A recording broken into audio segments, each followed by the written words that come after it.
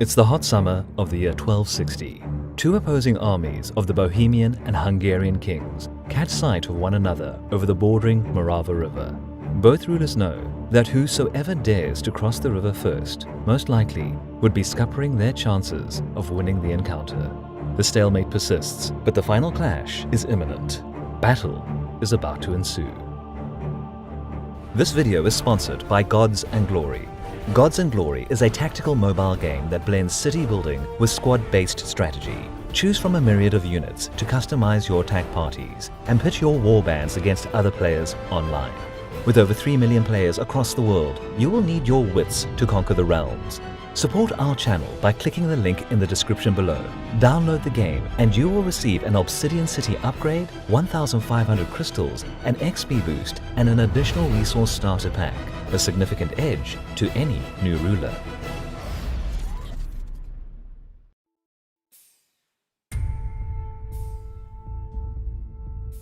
It is late autumn of the year 1249. Young Bohemian prince Ottokar is held in captivity within the walls of Kressenbrunn Castle as a result of putting his name behind the unsuccessful rebellion against his father, Wenceslaus One-Eyed, King of Bohemia.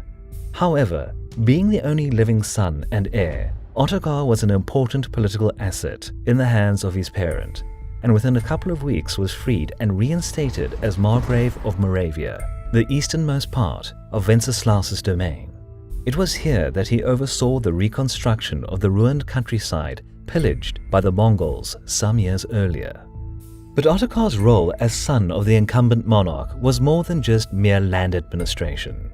For the last few years, King Wenceslaus was aiming to gain control over the neighboring duchy of Austria, which was an arena of significant turmoil since 1246, when the last duke of the ruling Babenberg dynasty died in battle against the Hungarians. Without delving too much into the details, in 1251 the Bohemian king took advantage of the favorable political circumstances and installed Ottokar as Duke of Austria and Styria, with the endorsement of the local nobility.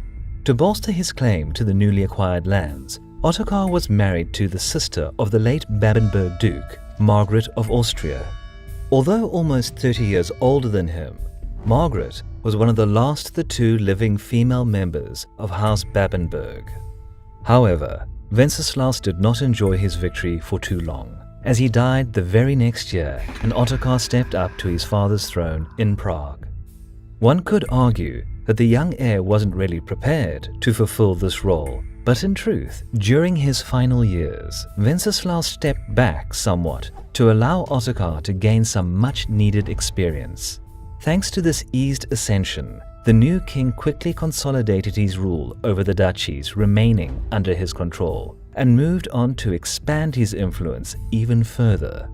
It's worth mentioning that Ottokar's kingdom was just a part of the much bigger Holy Roman Empire, a loose amalgamation of various fiefs, lordships, bishoprics, duchies, and kingdoms nominally ruled by the Pope-blessed Holy Roman Emperor.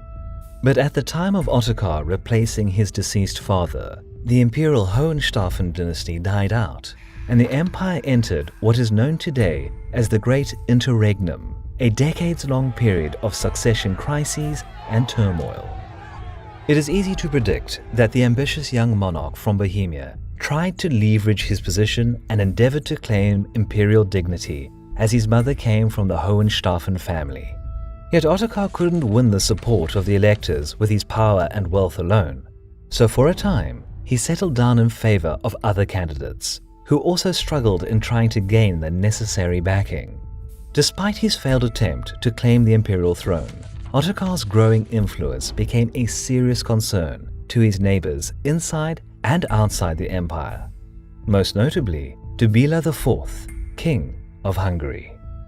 During that time, Béla was still in the process of recovering his kingdom from the devastation caused by the Mongol attack 15 years prior. Much of his efforts concentrated on strengthening the defensive line along the Danube in the event of another Mongol invasion. But in spite of his internal challenges, just like Ottokar, Béla saw the succession dispute in Austria and Styria as an excellent opportunity to expand his influence and reinforce his defense plans. In fact, Bela was personally responsible for the extinction of the Babenberg dynasty in Austria, as he killed the last Duke of Austria in battle in 1246. Of course, the Hungarian king didn't just passively observe Ottokar's expansion, and from 1250 he actively bedeviled the efforts of his neighbor through the constant raiding of the Moravian and Austrian territories. Growing conflict between the two eventually attracted the attention of the Holy See, and subsequent papal mediation awarded Styria to Bela, while Ottokar retained his authority over Austria. Thus, a period of uneasy peace ensued. Although the hostilities ended, Bela had a tough time controlling Styria. Local nobility eventually rose up in revolt and expelled the Hungarian governor in 1258. Obviously, Bela quickly responded by invading the unruly duchy and installed his son Stefan as Duke of Styria. Yet this action only temporarily quelled the rebellion, and just 2 years later it broke out once again, forcing Stefan to run back to Hungary. This was an opportune moment for Ottokar, who most likely aided the Styrian opposition the whole time, to move his troops south and regain control over the disputed region that he agreed to hand over to Bela 6 years earlier. Unsurprisingly, the Bohemian king didn't have to wait too long for the Hungarian reaction. In early summer of the year 1260, he received reports that Bela was already in the process of assembling his army near the border formed by the Morava River. The Hungarian king was aided by contingents sent by the Polish and Ruthenian princes, and Bela had around 35,000 men under his command. In a matter of weeks, Ottokar finished gathering his units and marched the 30,000-strong host, supplemented by his allies from Silesia and Brandenburg, to meet the threat. Both armies gathered some distance northwest of Pressburg and set camps on both banks of the bordering Morava River. Unsurprisingly, neither side dared to cross the river, waiting for their rival to act first. Such a stalemate lasted for a week, and since the men suffered from the summer heat, Ottokar offered to retreat from the river to give Bela a chance to cross and fight a chivalrous battle on equal terms. The Hungarian king agreed, and as soon as the Bohemian units marched back, his troops began to move through the fords. The Hungarian van, comprised mainly of light-mounted units under the command of Prince Stefan, crossed first, and soon some of Bela's men, possibly Cuman or Pecheneг, began unordered skirmishing against Ottokar's units. Factoring in all accounts, Hungarian sources blame Ottokar for treacherously attacking Bela's troops while crossing the river. But it seems a bit more likely that the Hungarian light riders, yearning for battle, sparked the events that followed. Seeing that his troops were being harassed by Bela's mounted skirmishers, Ottokar mustered Bohemian knightly cavalry and led a swift charge at the enemy's vanguard. They furiously struck the unsuspecting Hungarians, killing many and routing the rest of the forward skirmishers. Other Czech units soon followed their king and joined the fight, attacking the remaining part of Prince Stefan's van, which had already completed the crossing.